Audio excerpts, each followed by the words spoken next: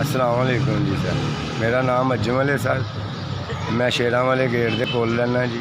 मेरे 4 बच्चे ने तो मैं बहुत माड़ा बंदा। मेरे को काम रक्शे का रोटी रोजी का ही सिलसिला है मेरे को और कोई सिस्टम नहीं है, जिसकी वजह तो मेरा काम में थोड़ा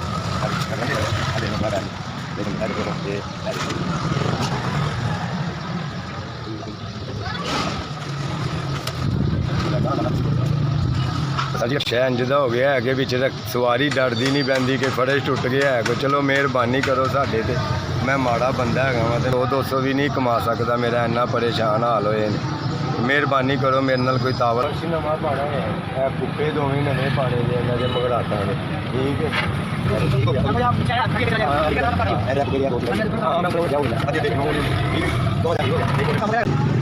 कल भाई आने तो कम 11,000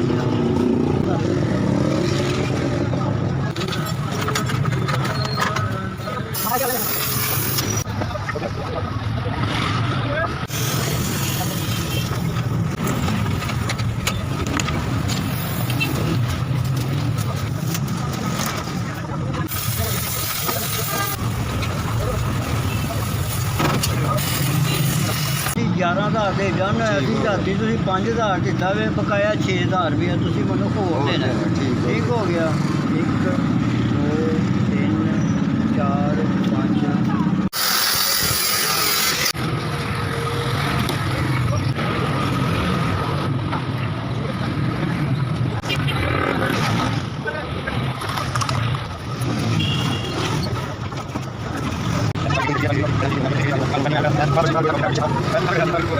माड़े बंदे का काम कराता सर। तुहाडे किस मुँह नाल शुक्रिया अदा नहीं कर सकता। मेरे को इन्ने अल्फाज नहीं है। मेरी हर चीज़ मैं इन्ने पैसे नहीं सन मेरे को कि मैं काम करा सकता।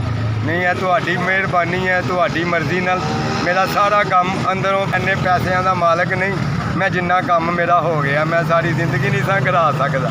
मैं तो बाल बच्चेदार माड़ा बंदा। रोटी सबब तुहाडा लवाया मैनू, अल्लाह पाक तुहानू बहुत ज़्यादा देवे।